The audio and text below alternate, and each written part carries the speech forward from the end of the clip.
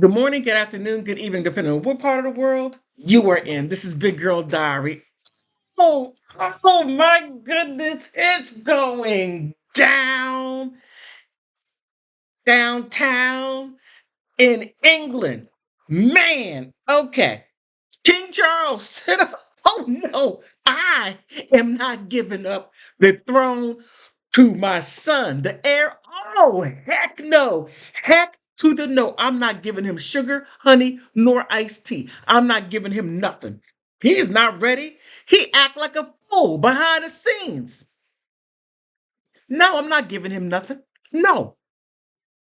I'm going to do what my mom did, Queen Elizabeth. I'm going to die in office because she knew that he wasn't ready at all. She lived as long as she could, no, wait until he got near 80 and then allow him to be king. He spent a lot of his time being sick. Sorry about that. No pun intended.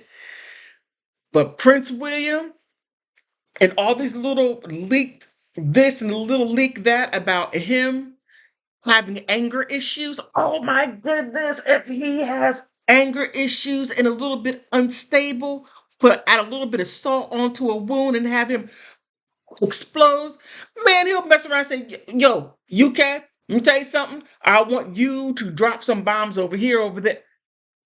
He's a sovereign. He could do that. He can do that. He is a sovereign. He would have full control over the commonwealth. The parliament runs the government, but they tell him day to day stuff. And when I say they tell him, meaning King Charles, Prince William, oh no. Now, I find something quite interesting before I get into the article. I find something quite interesting. I've noticed how Prince Harry has been all over the world doing stuff with Leviticus. He met with the UN, he met with the EU, and going to different countries in Africa. And I'm thinking, wait a minute. He's doing this under the umbrella of Leviticus. I wonder if King Charles had the spare to become the heir and the heir to become the spare. Just a thought that I was just flipping around with because Princess Kate, now this is happening, and he's saying, I'm using my mommy's divorce lawyers so I can get rid of my wife. I'm tired of her. Uh, I don't know. I could only imagine if that right there is a conversation what they have behind closed doors. But there's way too much going on. So he's trying to get a divorce. His dad is like, nah, um, I'm not handing over the throne to you. You can have a little bit of extra duties here and there. But no. Now, when I saw Prince William over at what was it, the EU, I'm sorry, the United Nations, and he's sitting there talking to maybe one or two people, I'm like, that don't look right. Nah, it doesn't. But when I saw Harry, he was talking to a number of dignitaries. So it's just a thought in the back of my mind. Now remember, King, what was his name, King Edward the Eighth, I don't know, Queen Elizabeth's uncle, when he advocated the throne because he wanted to run wild with Wallace Simpson, the American socialite. Yeah, they were down in Florida doing some weird stuff. Look, Hollywood was weird back then. He got weirded out. He got turned out. But I digress on that point. So here it says King Charles won't hand throne to King Prince Williams as monarch shakes up and sparks crisis. Experts say. And that right there is Fox News. Now, Fox News reporting on that, I'm like, what? When have you watched the Royals? But article says Prince Williams has been quietly taking on more duties to support his father behind the palace doors, raising questions about whether the monarch would step down to prioritize his health. Heck no, he ain't doing it. Okay. But according to several royal experts, King Charles, who is battling an undisclosed form of cancer, has no plans of giving up the throne anytime soon, and William fully supports him as he steps up to the plate as heir. They're throwing some little things out there, trying to throw some stuff out there without trying to throw it out there, but throw it out there in a way that you think that we're okay. British royal experts Hilary Fordwich stressed Daily Fox News Digital that William's intention is to help lighten his father's workload as the monarch continues his treatment while taking on duties at the same time. Too busy in your father's face yelling at him, reported his stepmother, Queen Consort Camilla. But the last time the royal advocate, it it caused a crisis in the UK.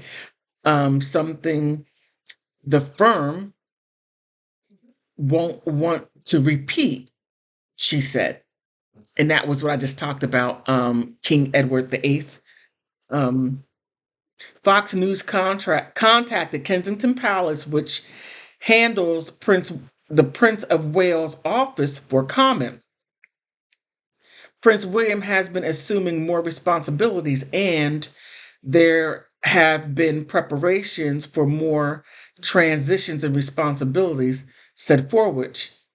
Both Prince William and Princess Catherine have been readying to assume leadership roles with an accelerated schedule in preparation for their future positions as king and queen. But most certainly, they are not in any way actively seeking an immediate ascension. She stressed. The entire family, all senior roles, are more focused on the best interests of the monarch's stability and continuity. Hence, all being content with the gradual transition rather than any immediate decision. They are um, the only definite thing is the avocation would be significant departure from the all traditions.